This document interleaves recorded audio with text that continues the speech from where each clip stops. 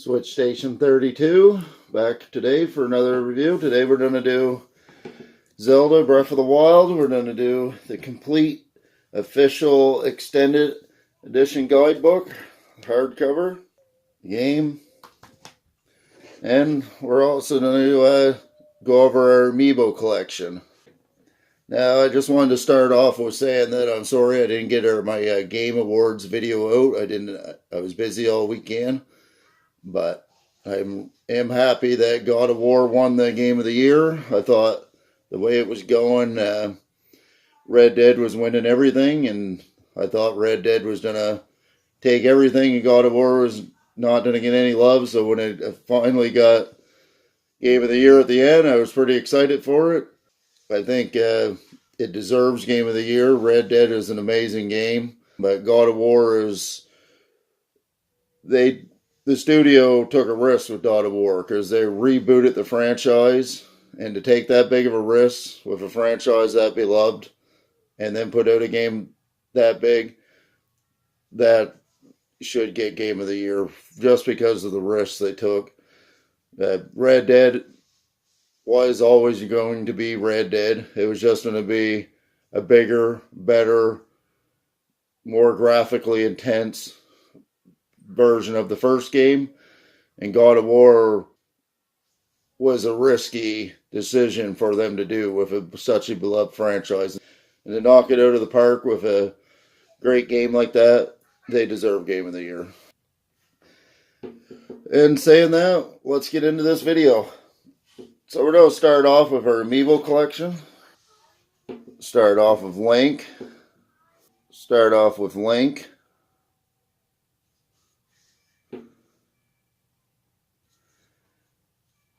Now, when these first came out, these were really hard to get, these Amiibos for Breath of the Wild. You can see how much detail goes into these. The shield on the cloud, your goblin, Zelda,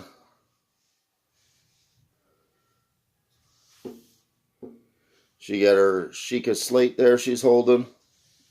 Zelda on the horse.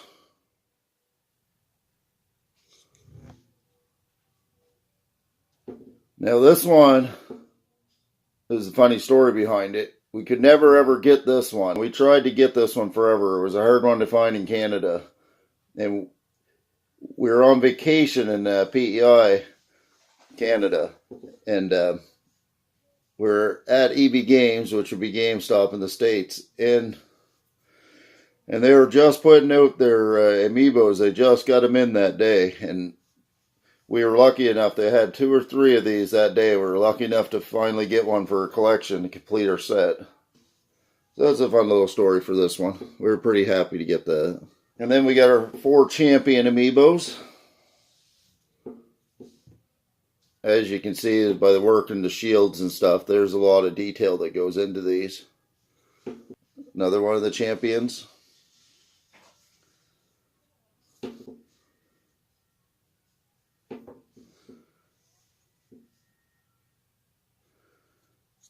Like just the detail in his wings and the bow and stuff.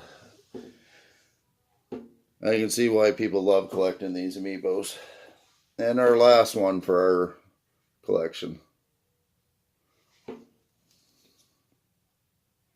I'll just do a quick unboxing in case you guys haven't seen it. I'd recommend anybody that's getting a Switch for Christmas this year, get this game. I'd probably recommend this, Smash, and Mario Odyssey if you haven't had a Switch. And if you're just getting a Switch for the first time, Splatoon 2 or Mario Kart would definitely be another top game. Them 5 if you're just getting a Switch are the 5 games I'd recommend. Some nice box art. And the game. This is the be-all end-all. This one has all the DLC in it. And it has artwork. It's hardcover. It's a beautiful guide. Zelda on the cover. Symbol of the sword on the back. Gets right into beautiful hand-drawn artwork. Maker's autograph. Some nice added stuff there. And another thing that's really neat, it has the 4 both in Japanese and in English for both of them. That's really nice. Quick start. I will say Breath of the Wild is, as an adult, it is my favorite Zelda game for sure. There's no Zelda game that's matched this for nostalgia as an adult for me. Goes into game structure. Commands. Your on-screen display. I thought your map and your on-screen display in this game was amazing. To me, it's the best open world game there is. Red Dead's an amazing open world game. But this game, you can climb, you can do everything in this game. So, to me, these 2 games are the best open world games. I don't know which one I like more. And I know I put 80 hours in Red Dead. I put over 300, close to 400 in this. So, that'll tell you something there. Landmarks and points. Goes in detail about your horses. Combat. Character progression.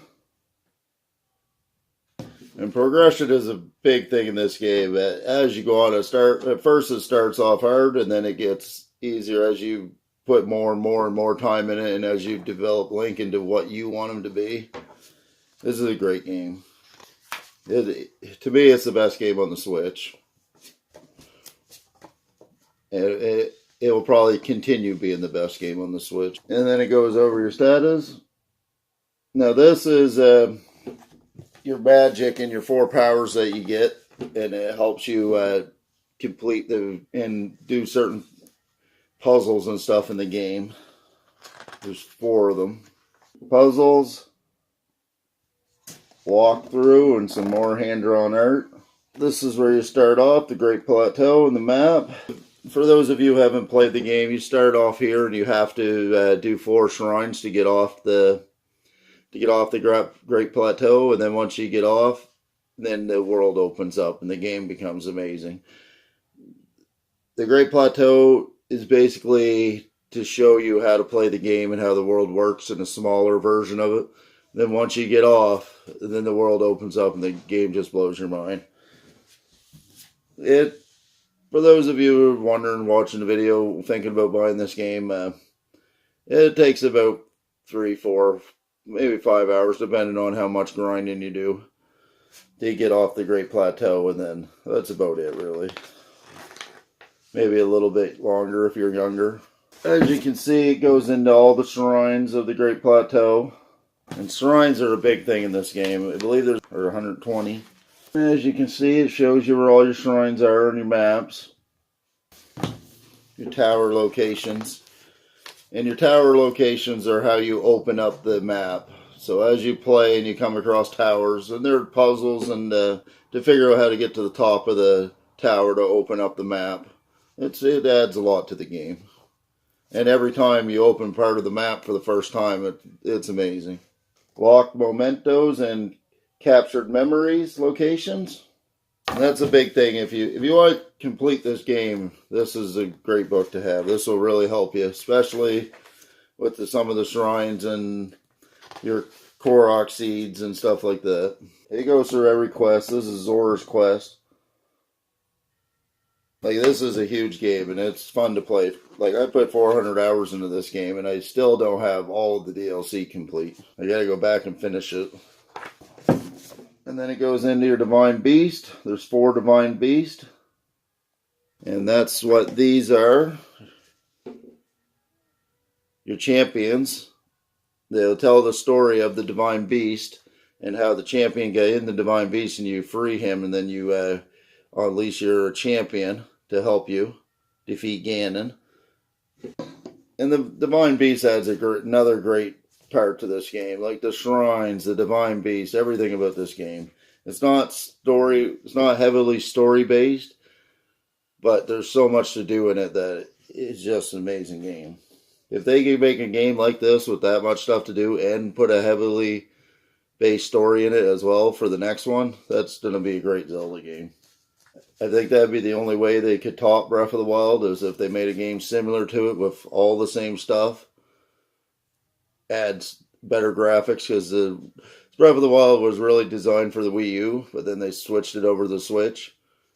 But to have a better looking Breath of the Wild for just specifically designed for the Switch, plus still have the shrines, your Korok seeds, everything else that goes with your Divine Beast. Maybe add a few more Divine Beast, or whatever they do and call them Divine Beast, and then have an even more intense story to go with it.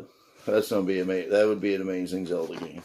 Because if they just make a Zelda game that's gonna be just like this, it won't live up to this.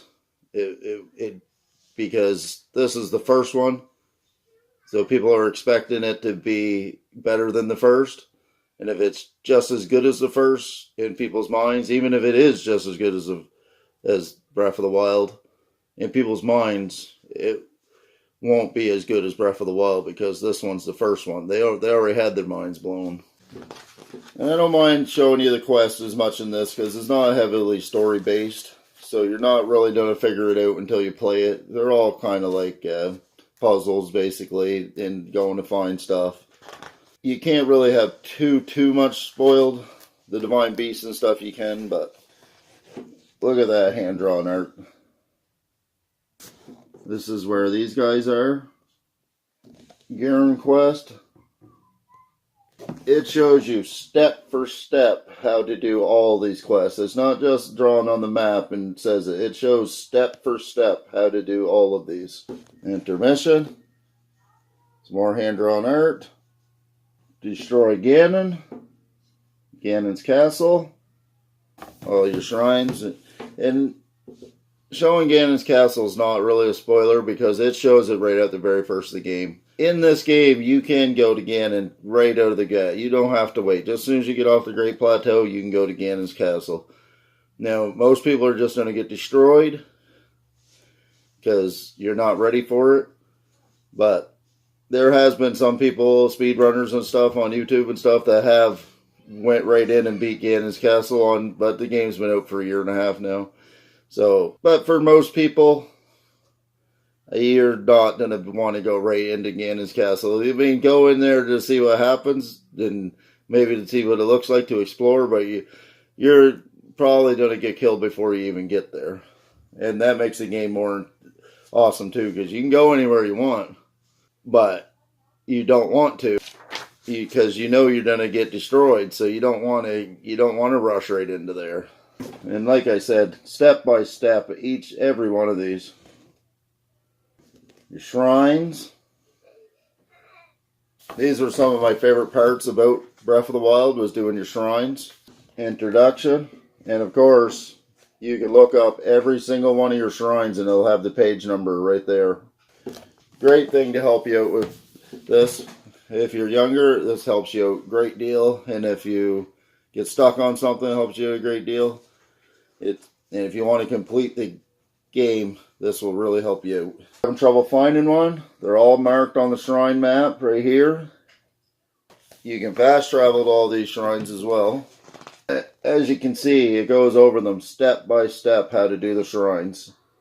Like, you won't have a hard time doing the shrines if you really want to look at the book.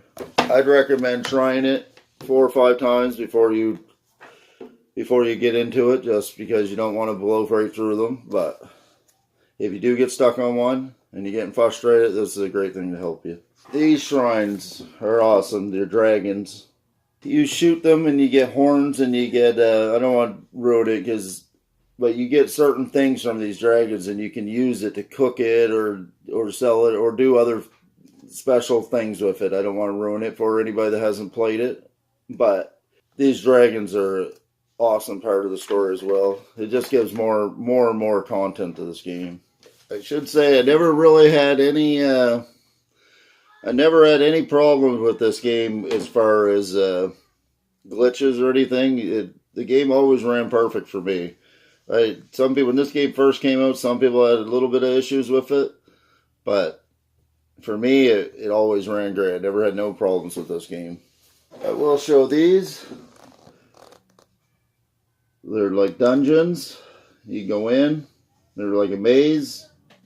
Now, this might be a spoiler to some people, but a small spoiler. But these, once you figured out the shrine, go back into it because you're not just done. Every one of these has a complete set of armor or clothing in it that will really help you throughout the game.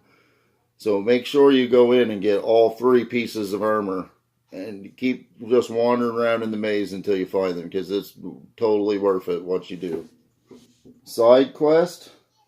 Some more good hand-drawn art. Your towers.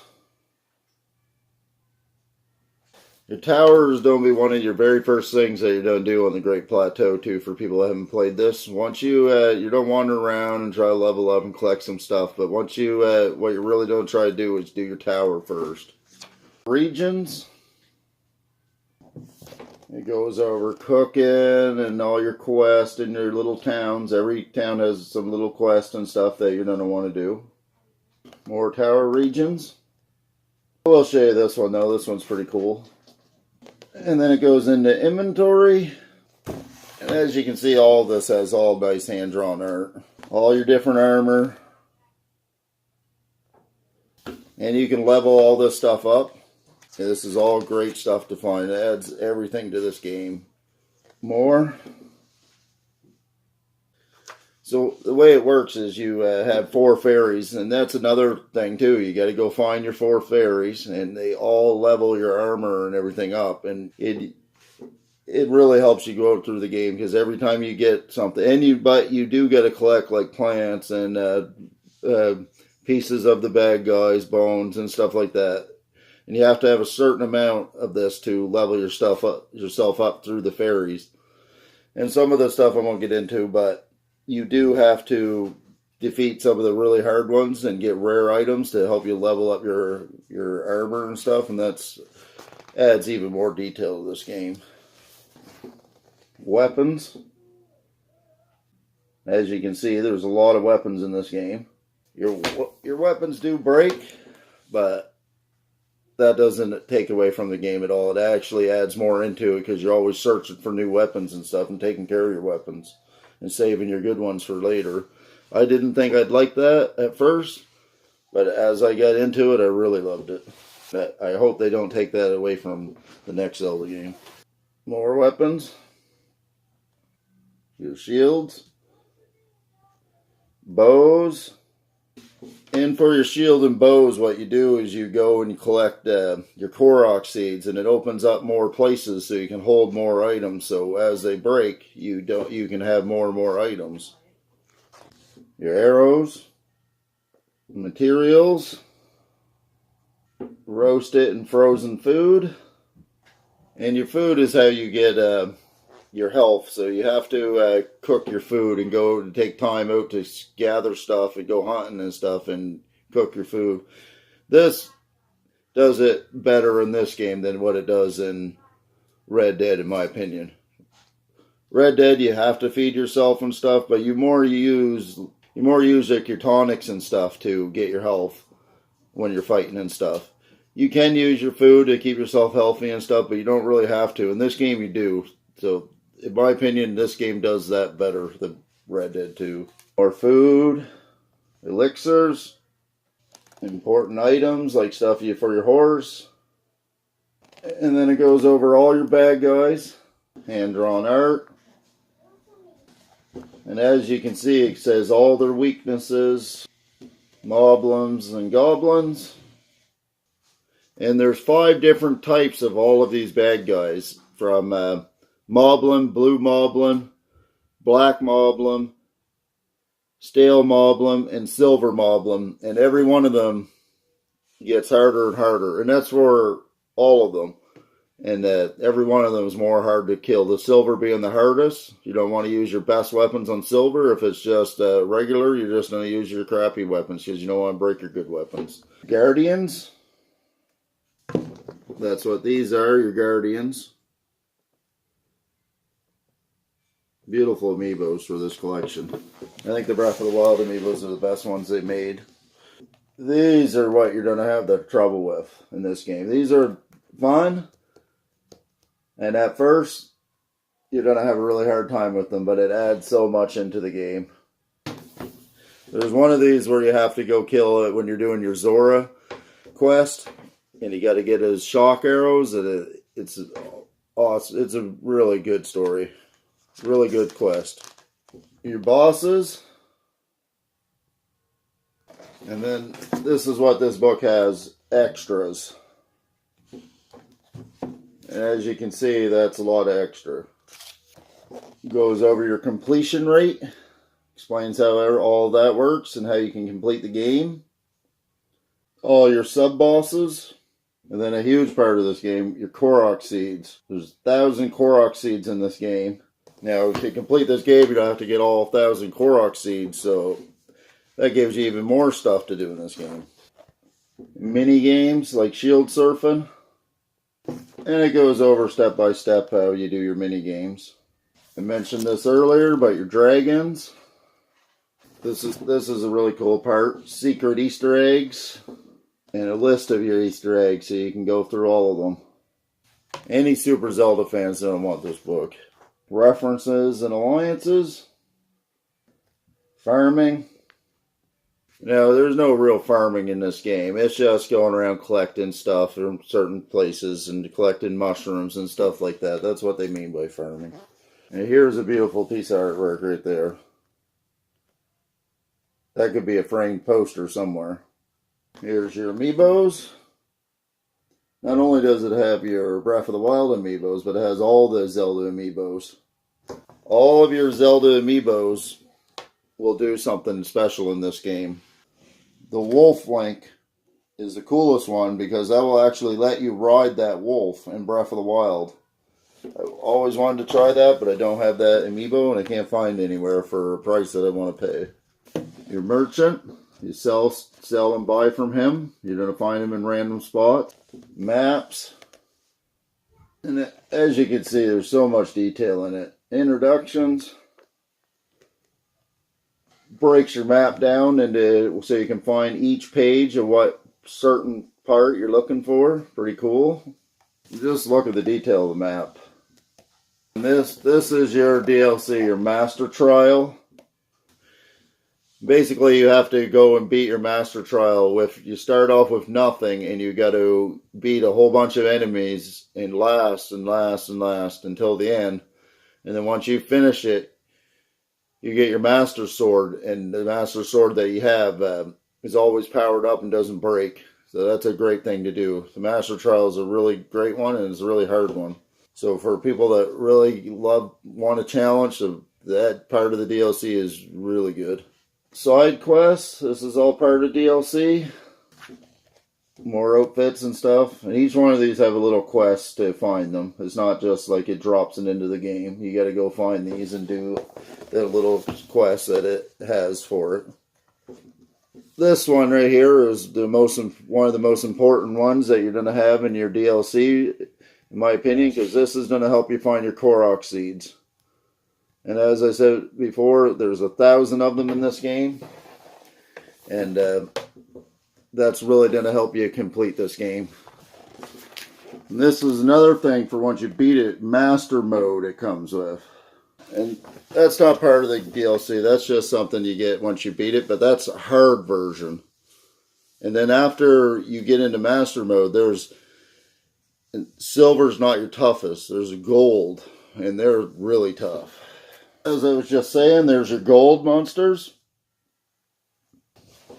I never showed this guy when I was going over the bad guys, but there's your rock monsters. There's different types of rock monsters, and you got to kill them. Your champion's Ballot.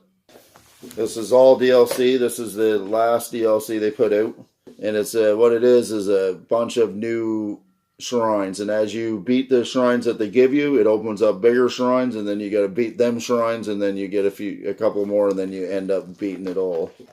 Side quests and more gear you get with your shrines, your new shrines in the DLC. And this book is the only way you're going to be able to get that stuff. It's not in any other guide, it's just in this one. Xenoblade gear you can get. I never did get that one, I want to get it. That's a underrated game on the Switch. I really like that game. It's probably my favorite RPG until Octopath Traveler came out. But as far as like an open world kind of RPG, that's a huge RPG, and anybody that loves RPGs and are looking for a great game to play on the Switch, that's a great game. I definitely recommend Xenoblade if you like that kind of game. Your main quest, concept art for Breath of the Wild. Nice stuff here. All hand-drawn art. Shows how they made Link originally and how they turned him into what he became, and same with Zelda. All nice hand-drawn art, concept art. Your champions, your wildlife. I like how they didn't alter it either, where it says it in Japanese. And it's not translated, it just shows the real thing. For people that collect guidebooks for the art, this is this stuff. This is the cream of the crop stuff right here. Your Hyrule dungeons. I like how they still leave them like they circled it. You're saying something right here. I'd like to know what he's saying. I don't know, but expansion pass artwork. And if you complete the DLC, you get this, the motorcycle, and that's the artwork for it. Pretty cool.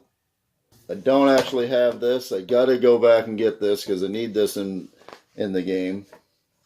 And then it ends like this. And then of course for a game this big, you need a big index. And then it ends with hand-drawn artwork, a beautiful piece. Probably the nicest part in the whole book right here, the front and the back. Now, would I recommend this guide in this game? Absolutely, for sure. This guide's an awesome guide to have in your collection. If you're a big Zelda fan, you want to complete this game, this is a must-have guide. This is a great guide. Good artwork, good concept art, well-written, well-detailed, easy to find stuff in it. The Amiibos, would I recommend them? If you like collecting Amiibos and you like using stuff in them.